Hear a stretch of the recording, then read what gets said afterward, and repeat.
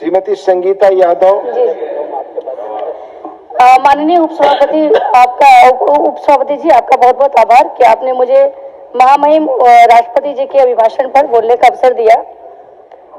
मैं अपनी बात अभी फौजा दीदी के बात से ही शुरू करना चाहूंगी। अभी जैसे आप महिलाओं के लिए बोल रही थी, तो मैं अब थोड़ा उसी पे अपना टॉपिक चेंज कर रही हूँ। आज जो हमारी राष्ट्रपति है, ये भी हमारा सौभाग्य है कि वो भी एक महिला है। वित्त मंत्री वो भी एक महिला है। आज सबसे ज्यादा देश में भारतीय जनता पार्टी की लोकसभा सदस्य है, वो भी भाजपा से है। राज्यसभा है, महिला है, वो भी भाजपा से है। विधायक है, वो भी भाजपा से है। और मैं खुद भी एक महिला हूँ। आज हमारी पार्टी के संगठन में भी पूरा रेशियो निकालिएगा, सबसे ज्यादा संगठन में महिलाएं हैं तो भारतीय जनता पार्टी के हैं। मैं अपनी बात इसी में 2 लाइन से शुरू करूंगी कि 2014 के बाद में अगर हम मैं महिलाओं योजना पे बात करना चाहूंगी तो 24 घंटे में नॉन स्टॉप बोल सकती हूँ। इतनी योजनाएं हमारे पास में है। तो मैं इसी में तब महिलाओं के लिए 2 लाइन कह के अपनी बात शुरू करूंगी। माना कि पुरुष बलशाली है, माना कि पुरुष बलशाली है, मगर जीतती हमेशा नारी है। माना कि पुरुष बलशाली है, मगर जीतती हमेशा नारी है। सांवरिया के 56 भोग पर एक तुलसी का पत्ता भारी है, एक तुलसी का पत्ता भारी है। और उस तुलसी के पत्ते को कोई 2014 के बाद महत्व दे रहा है तो हमारी मोदी सरकार दे रही है, लगातार दे रही है। आज हम महिलाओं को केवल उनका अधिकार ही नहीं दे रहे, उनको नेतृत्व से भी जोड़ रहे हैं। अभी मैं आज सुन रही थी, आपने कहा कि 33% आरक्षण का बिल, जब आरक्षण का बिल यहाँ इसी सदन में, इसी लोकतंत्र के मंदिर में यही पास किया गया था। और हमारा सौभाग्य है कि हम मैक्सिमम लोग उसके पार्ट भी बने थे। वहां भी नियम कानून लिखे गए थे कि कब से लागू होगा, कहाँ लागू होगा। तो मैं आपसे यही निवेदन करूंगी कि दोबारा थोड़ा दीदी उसको पढ़ने का कष्ट करें। और मैं इसी में एक और मातृ बंधन योजना को जोड़ना चाहूंगी। हमारी सरकार ने सुनिश्चित किया है कि किसी भी माँ के पोषण में अगर कोई तंगी हो तो आर्थिक तंगी के हिसाब के कारण कभी भी माता और शिशु में कोई कमी नहीं आई। 6,000 तक की हम सीधी आर्थिक मदद दे रहे हैं। और अभी मैंने आपने देखा, आपने चिप्स वाला जो उदाहरण दिया, उसके लिए भी मैं बताऊंगी कि कोई ऐसी योजना हमारी आती ही नहीं है जिसमें महिलाओं के लिए अलग से कुछ लिखा ही ना हो। मैं विकसित भारत जी राम जी का भी स्वागत करूंगी। इस विधेयक में महिलाओं को 1/3 भागीदारी को कानूनी गारंटी देना यह बताता है कि हम अपनी बहनों को राष्ट्र निर्माण में सक्रिय भागीदार बना रहे हैं। और मैं आपको बताऊं, अभी एक लाइन अभी मैं किसी और भी माननीय सदस्य को विपक्ष में सुन रही थी कि महिलाओं को रोजगार से नहीं जोड़ रहे हैं। तो मैं एक आंकड़ा बताना चाहूंगी। मुद्रा योजना आज महिला उद्यमियों के लिए वरदान साबित हुई है। इस योजना के अंतर्गत हमारी बहनें 50,000 से लेकर 20 लाख तक का लोन बिना किसी परेशानी के प्राप्त कर रही हैं। आज भारत की नारी अब जॉब सीकर नहीं है, जॉब क्रिएटर बन गई है। आज 10 करोड़ बहनें स्व सहायता समूहों से जुड़कर अपनी किस्मत को बदल रही हैं। मोदी सरकार ने कुल 3 करोड़ महिलाओं को लखपति दीदी बनाने का लक्ष्य निर्धारित किया था। देश में मुझे बताते हुए बहुत हर्ष हो रहा है सदन को कि आज 2 करोड़ से अधिक महिलाओं को इस लक्ष्य को प्राप्त कर चुकी हैं। माननीय सभापति महोदय, में ये जो स्मार्टफोन है इसी के बारे में बता रही। मैं ग्रामीण क्षेत्र से विधायक थी। जब ये फोन नया आया था तो घंटी घर में बजती थी, लेकिन महिलाओं को छूने की परमिशन इसको ग्रामीण क्षेत्रों में नहीं थी। ऐसे मैंने खुद अपने आंख से कान से सुना, मैं वही बता रही हूँ। अरे नहीं छूना मत, उठाओगे पता नहीं क्या दब जाएगा, मतलब ऐसी बातें होती थी। आज उन्हीं ग्रामीण महिलाओं पर ड्रोन दीदी का जो दायित्व सौंपा है मोदी सरकार ने सौंपा है। उनकी तकनीकी क्षमता पर किसी ने विश्वास किया, मोदी सरकार ने किया है।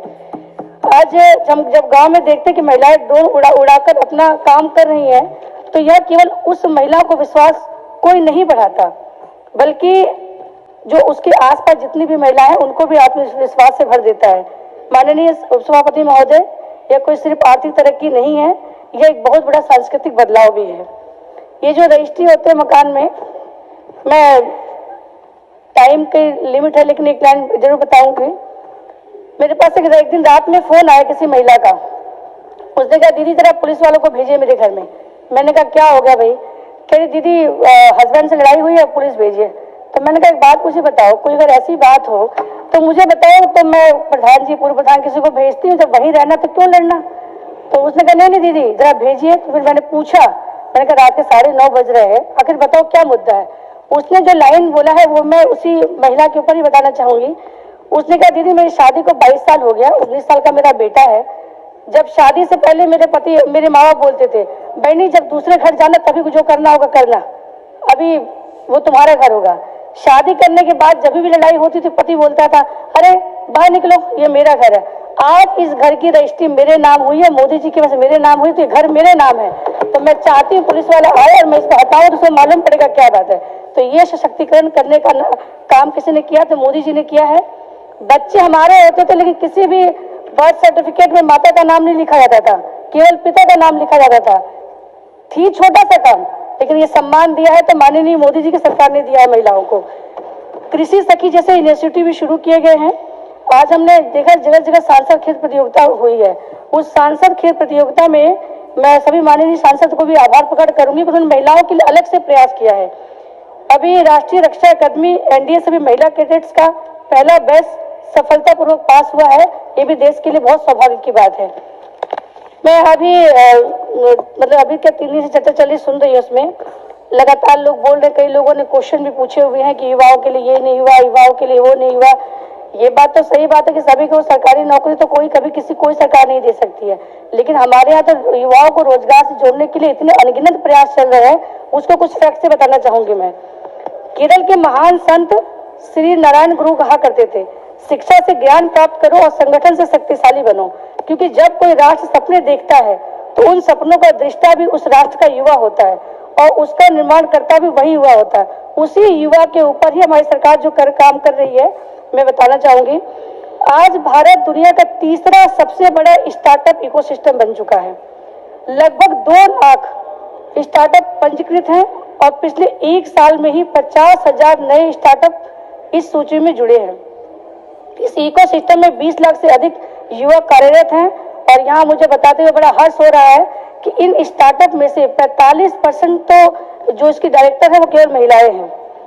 महोदय, रोजगार सृजन के लिए प्रधानमंत्री विकसित भारत योजना के तहत 1 लाख करोड़ के बजट से साथ ही 3.5 करोड़ नए रोजगार का सृजन किया जा रहा है।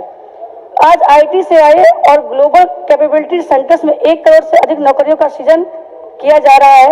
सेमीकंडक्टर उद्योग के लिए 60,000 युवाओं और तथा एआई में 10 लाख युवाओं को प्रशिक्षित करना यह बताता है कि भविष्य की चुनौतियों के लिए तैयार है। मुद्रा योजना ने लगभग 12 करोड़ ऋणों के माध्यम से युवाओं को उद्यमी बनने का साहस दिया है। इसी तरह पीएम विश्वकर्मा और पीएम स्वनिधि योजनाओं ने वंचित वर्गों के कारीगरों को औपचारिक अर्थव्यवस्था में सम्मान के साथ जोड़ा है। खेलो इंडिया के अभियान के माध्यम से आज हमारे गांव और कस्बों के प्रतिभाओं को अंतर्राष्ट्रीय मंच मिल रहा है। शिक्षा की बात करें तो 1 करोड़ से अधिक छात्रों ने अटल टिकरिंग लैब्स का लाभ उठाया है। पीएम सेतु योजना के तहत 60,000 करोड़ के निवेश से 1,000 आईटीआई का अपग्रेडेशन किया जा रहा है। माननीय सभापति महोदय, मैं इतना कहना चाहूंगी, जब उत्तर पूर्व की बात होती है तो कहा भी जाता था कि पहले वहाँ घूमने जाए तो सोचना पड़ता था कहाँ रुकेंगे, कहाँ उतरेंगे, ट्रेन मिलेगा, बस मिलेगा, क्या मिलेगा। वाकई में सबके लिए चिंता का विषय होता था। उसमें कुछ बातें कह के अपनी टाइम का मैं खत्म करूंगी। उत्तर पूर्व में विकास के जो कभी हाशिए पे था, आज वह राष्ट्रीय प्रगति के केंद्र में आ गया। 80,000 करोड़ से अधिक के निवेश और 7200 किलोमीटर से अधिक राष्ट्रीय राजमार्गों के निर्माण ने इस सोच की तस्वीर ही बदल दी, इस क्षेत्र की तस्वीर ही बदल दी है। आज अरुणाचल, त्रिपुरा, मिजोरम की राजधानियों तक ब्रॉड गेज कनेक्टिविटी का पहुंचना केवल एक परिवहन उपलब्धि नहीं, बल्कि इस विश्वास की पुष्टि है कि उत्तर पूर्व अब दिल्ली और दिल दोनों से दूर नहीं है। ईटानगर और अगरतला जैसे स्थानों पर आधुनिक मेडिकल कॉलेजों और अस्पतालों की स्थापना ने यहाँ के नागरिकों को उनके घर के पास ही बेहतर स्वास्थ्य सुविधाएं दी है। भगवान बिरसा मुंडा की 150वीं जयंती मनाना हमारे उन वीर पूर्वजों के प्रति सच्चा सम्मान है, जिनके संघर्षों को इतिहास में वह स्थान नहीं मिला जिसके वे हकदार थे। आज पीएम जनमन योजना, धरती बाबा जनजाति ग्राम उत्कर्ष अभियान के माध्यम से 1 लाख करोड़ से अधिक की लागत के जनजातीय गांव का कायाकल्प हो रहा है। माननीय उप सभापति महोदय, शिक्षा और सांस्कृतिक पहचान के मोर्चे पर ऐतिहासिक कार्य हुए हैं। जनजातीय क्षेत्रों में स्थापित 400 से अधिक एकलव्य मॉडल आवासीय विद्यालय, करोड़ों छात्रों को दी गई पोस्ट मैट्रिक छात्रवृत्ति हमारे युवाओं के भविष्य को सुरक्षित कर रही है। साथ ही संविधान को संथाली भाषा में अनुवाद यह सिद्ध करता है कि हमारी सरकार विकास के साथ साथ जनजातीय भाषाओं और सांस्कृतिक गरिमा को अक्षुण्ण रखने के लिए प्रतिबद्ध है। माननीय सभापति महोदय,